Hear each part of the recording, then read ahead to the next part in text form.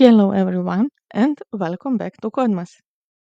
Today, let's talk about brute force algorithms. Brute force is related to trying all combinations in order to find the solution.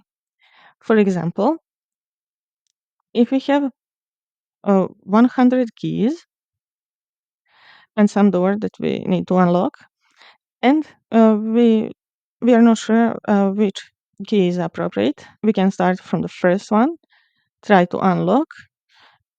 If it's not inappropriate, we try with the second one, and so on. In the worst case, the last one will fit. So, the good side of the brute force approach is that we will definitely find the solution. But let's take a look at another example to see when the brute force is not so good approach. For example, if we have some profile on social network and using digits from 1 to 9, we have some pin, for example, 5813. And if we haven't used PIN for a while and we use automatic login, and now we need to insert the PIN. So we can start from the beginning. Since we are using digits from 1 to 9, we can start from this combination, this one, and so on. Then in some moment, we will definitely try with that appropriate combination.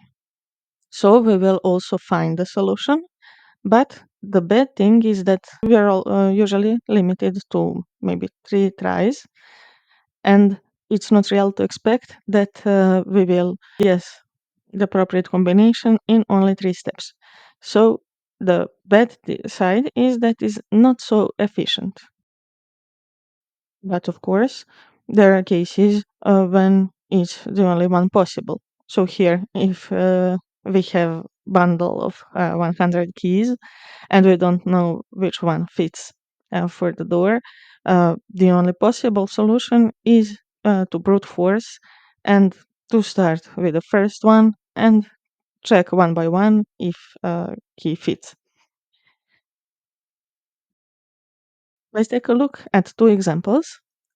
First one, when we actually need to use the brute force, and that's the only possible solution.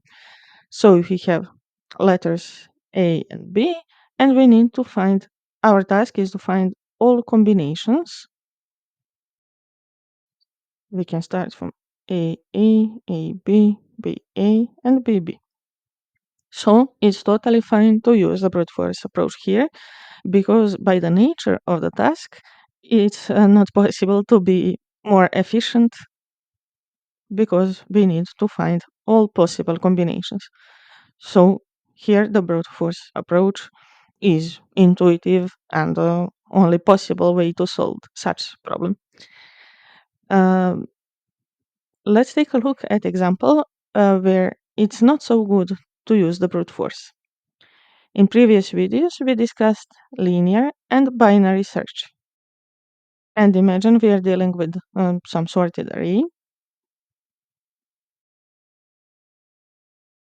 We are simplifying and consider only around 10 elements, but keep in mind that we can deal with 10 million of elements.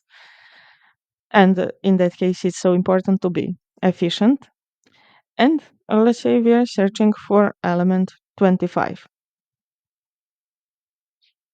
In this case, brute force approach would be the linear search. To start from the beginning, check if element is equal to our target. If not, we are moving forward. If array has 10 million elements, it's possible to have 10 million iterations, which is so slow. If we don't use brute force, but binary search, remember that we are dividing our number of elements by 2 each time, and it's much more efficient. So some conclusion for the brute force is that its name is so intuitive, and it actually means in programming exactly what it means in real life, to trying all possible combinations. And the good thing is that we will definitely find a solution always. But the bad thing is that it's not so efficient. So brute force should be used when we are dealing with some small number of elements because the performance won't be bad in that case. And also in cases when nature of our task is to use the brute force and is only possible approach to solve our task. That's it for today's lesson on brute force. I hope this video helped clarify how to deal with brute force and when it's actually good to use the brute force and when to avoid using it. Keep practicing and see you tomorrow with another topic.